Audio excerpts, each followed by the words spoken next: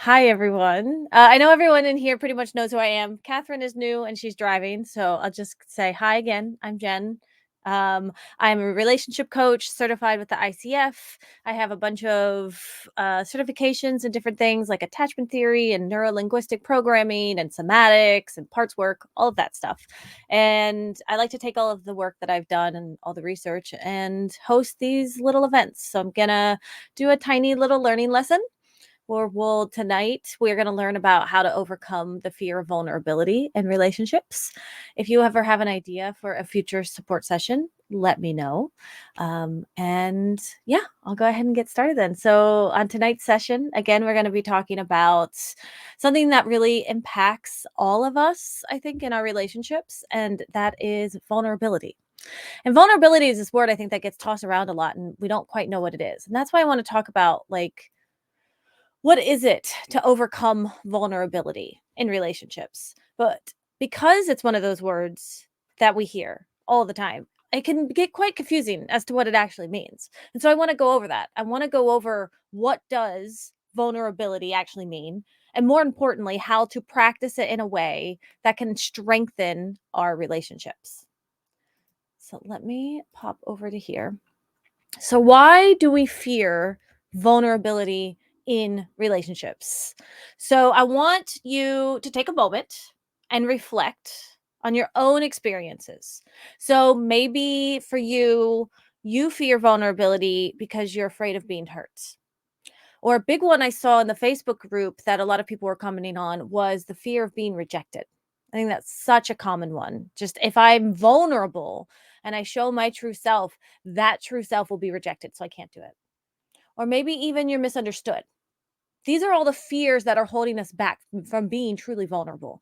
And for a lot of us, vulnerability feels like exposing ourselves to potential pain. And that's why we avoid it so much. But in reality, vulnerability is where the real connection starts. And so tonight, we're going to break down what vulnerability is, what vulnerability is not, and how can we start being more vulnerable without feeling that overwhelm. And so let's talk about first, before we dive into what vulnerability is, I want to talk about more importantly, I want to clarify what it isn't, because there's a lot of myths surrounding this concept. So, first, vulnerability isn't always about talking or sharing your feelings. A lot of us think that being vulnerable means we have to consistently share every emotion that we're feeling, but that's actually not the case. Sometimes vulnerability is simply acknowledging those feelings within ourselves first. So you don't always have to share out loud for it to be an act of vulnerability. And it's about being honest with yourself first and foremost. So, next, vulnerability is not about forcing someone else to open up. So, this is a big one. So, we might think that if we're being vulnerable, others need to match that energy right away.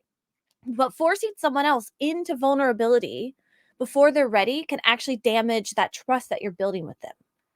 So it's about allowing the other person to be where they are and trusting that they'll open up when they feel safe. So we can't rush someone else into this process. It's incredibly important to remember. And finally, vulnerability isn't about just speaking up. Sometimes the most vulnerable thing we can do is actually to stay silent. And this silence, especially in situations where we feel the pressure to speak up or act, it's so important. Being vulnerable might mean simply holding space for someone or letting ourselves be seen in our silence. It's about being present, not necessarily verbal. And so we often confuse vulnerability with being outspoken or sharing our emotions or, oh, look, this person cries so much. They must be incredibly vulnerable. But that's just not true. Sometimes the bravest and most vulnerable thing that we can do is actually just sit with our discomfort without immediately reacting. So now let's talk about what vulnerability is. So now that we've talked about what it isn't, let's really dive into this because it's much more than just sharing your feelings. So vulnerability is knowing what you need. It's about getting really clear with yourself. What are you looking for in this moment? Maybe what you need is emotional support. Maybe it's validation. Maybe it's just some space. It can be uncomfortable to admit our needs, even to ourselves, let alone to someone else. But recognizing those needs inside of ourselves is the first step to truly being vulnerable. Next, vulnerability is knowing how you feel. So often we try to push our emotions down, either because they're too intense or because honestly, we're just kind of scared of them. But vulnerability asks us to pause and to check in with ourselves and to be really, really honest about how we're feeling. Even if we're not ready to share it with someone else yet, it's about allowing ourselves to feel without judgment.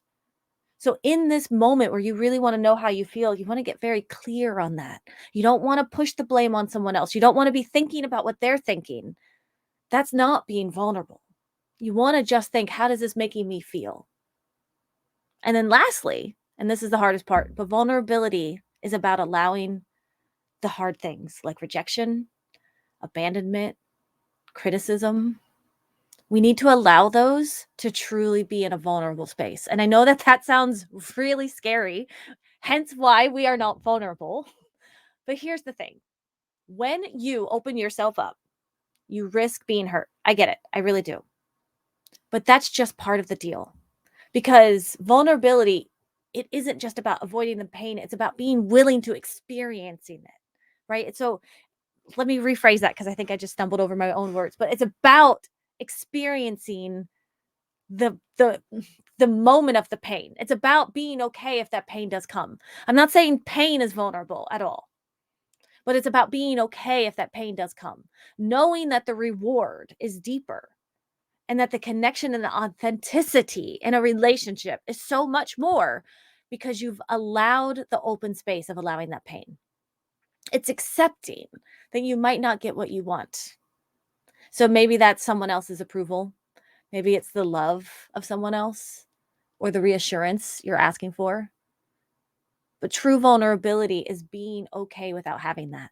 And vulnerability is a strength, not because it avoids rejection or criticism or any of that kind of stuff. It's because it faces those risks head on and it still chooses to be open. So when you're vulnerable, you're giving someone the power to hurt you. Oh, right? It's scary as crap. But you're also giving yourself the power to be seen. And that's where real connection happens.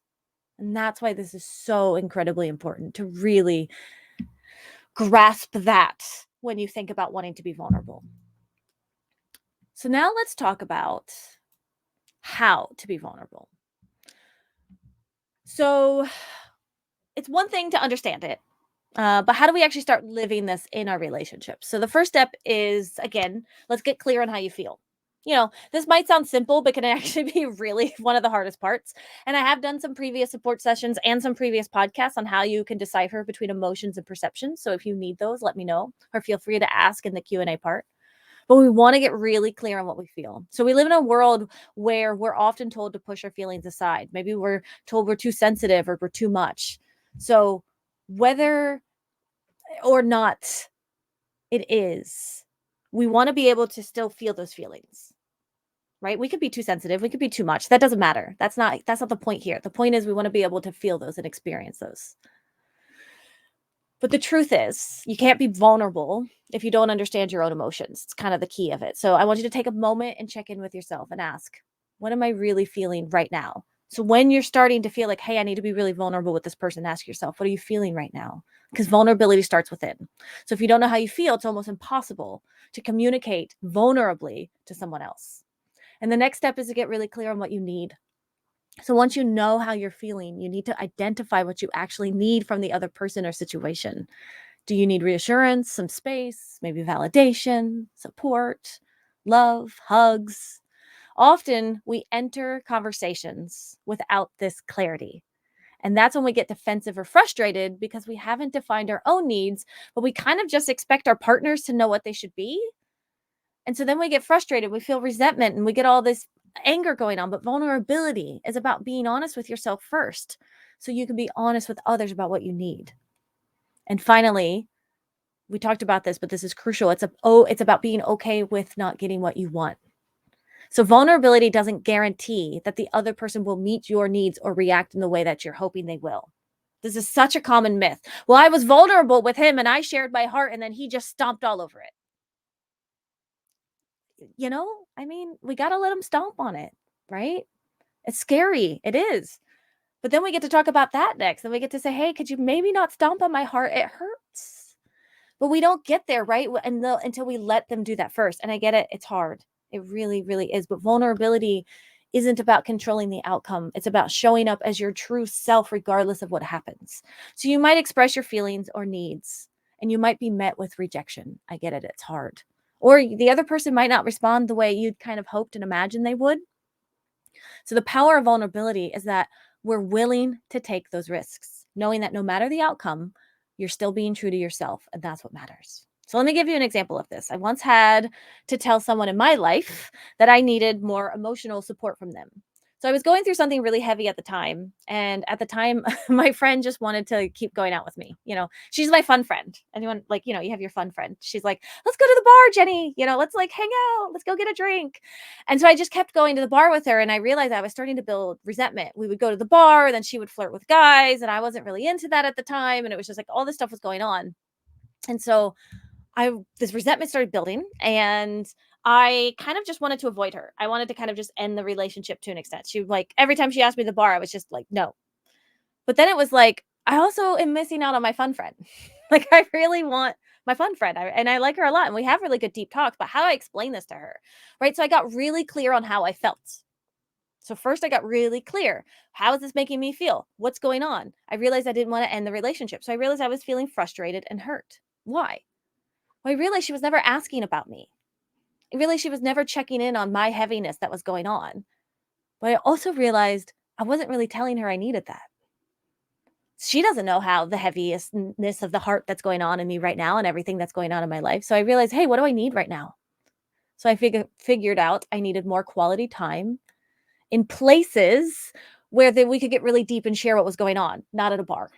Right? It's only so many times can I try to bring up, "Hey, so, like, I cried a lot today," when you're both drinking a cocktail. It's not the best place for that. So, but before I communicate that to her, right? So I had this whole idea and I was like, "Okay, I'm gonna be able to do this." And then I knew I needed to be okay if she said no. And the truth and the honest of this, and this is why I wanna bring this up, is I wasn't ready. So I kept putting it off.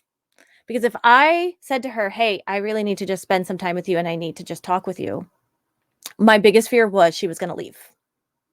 She was like, "No, I can't have a heavy friend. I can only have a light friend. So if I become a heavy friend, our friendship is over." But here's the interesting thing. Our friendship was already slowly becoming over. Why? Because I kept avoiding her. So what did I have to lose?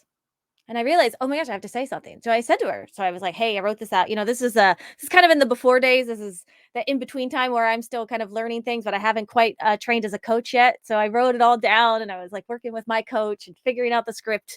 I just said something like, hey, I love going to the bar with you. It's really fun. I want to make sure I'm still doing this. And also, I'm struggling with something really heavy right now. And I would love it if we could just hang out on my couch this weekend and I could really just use a shoulder to cry on. Would you be down for that? Oof. I gotta be honest, there's even a part of me that's, like, putting myself back in that moment and, like, having to ask that and, like, text it out. I think I was even probably recommended to go ahead and, like, "Oh, you should do it on the phone." No, no, I was not at a place where I could do that on the phone, so I texted it out. And I realized I had to be okay with the rejection or however else it was that she was going to treat me after that. But she said, "Yeah." She was like, "Yeah, of course. I'll come over and I'll bring a bottle of wine. This is gonna be amazing." And so me opening up to her allowed us to be able to talk about this and allowed me to show up as my true self. It allowed me to be seen in a way that I wanted, and it allowed her to help in a way that she wanted. Now, I'll be completely honest about this part. I remember talking to my coach later and being like, "Oh, why does she always have to have like alcohol at everything that we do? This isn't what I wanted. I just wanted to have like a cup of tea and talk with my friend." And then again, my coach was like, "Did you tell her that?" Do you see I'm having all of these, like, I call them covert expectations. I talk about those in some other sessions too, but it's this idea of like, oh no, what I said was I needed someone to come help. So now we're compromising. I got to be seen fully and completely for who I am, and now I'm gonna see her fully and completely for who she is. And yeah, we're gonna have a bottle of wine, and I don't have to drink it if I don't wanna drink it. That's not a problem. Or I could even go back to her and say, "Oh, you know what? I thought about it again. I don't actually want any wine right now. Would it be okay if we don't?" But I thought to myself, I checked in, did all the work, and I thought, "No, let's do it. Girls' night in, bottle of wine. I'll still make some tea. Everything will be fun." And that's what vulnerability is. It's about being able to share the hard parts of yourself and allowing them to be rejected if that's the case, which is incredibly hard, I understand. But being vulnerable means embracing the possibility of discomfort. It also means embracing the possibility, though, of a deeper connection and self growth. And that's what makes it so powerful. This friend is now one of my best friends of all time. And I don't know if we would be where we are today if it wasn't that 3 years ago I was able to share what I needed and she was able to come to me with what she could offer. And we were able to keep talking about this. And even to this day, I still have to remind her sometimes, like, hey, you need to ask about me sometimes. She gets in her own headspace, you know? And that's okay. I've accepted that about her now. I love that about her because every time I show up for myself and every time I'm vulnerable and I say, "Hey, I need you," she's like, "Oh, yeah, I got this. You just got to remind me." And we're allowed that. And that's what's beautiful. So, as we're wrapping up, we've covered a lot about vulnerability and we've talked about what vulnerability isn't. It's not always just talking or forcing someone else to open up, and it's not always about speaking up because we talked about next what vulnerability is, which is knowing what you need, knowing what you feel, and being able and willing to be okay with the rejection or the criticism or the abandonment that comes with it, and knowing that we'll be safe regardless. And lastly, we looked at how to be vulnerable. So, really being able to get clear on those needs, communicate them, get clear on your feelings, communicate them. You're seeing the pattern. I know you are, but this is how it works. And being okay with whatever happens, even if it's not what you hope for. Because the story I shared is a perfect example of how vulnerability can bring both discomfort and connection at the exact same time. And it's not easy, but it's pretty powerful stuff if you'd get it. I promise you. It's about creating space for yourself to be fully seen for who you are. Because when you do that, you allow others to meet you where you're at. So I want to leave you with some reflection questions to think about over the next few days in the week. And they are in the journal prompt. I think I saw a couple people pop in later. Hi, Carla. Hi, Teresa. Here you guys go. So there's the journal prompts. And let's look at the questions for the week. Maybe we can dive into them as well here with us. But when was the last time you held back from being vulnerable? And what stopped you? What's one small way you could be more vulnerable this week in a current situation? And how can you get clear on your needs before your next tough conversation? So think about some of those as we finish up. And now we will jump into the Q&A portion, which is basically for anyone that is new, the time where you can ask me anything to do with what we just talked about tonight. You can also ask me anything about previous support sessions, anything about a podcast you listen to, and always you can just ask me general questions about a situation in your life that you have going on. I usually just take it first come, first serve. So feel free to write it in the chat or raise your hand, your little cute virtual hand if you have it. And and you can always send them in advance, but I didn't get any this week. So I leave it all up to you.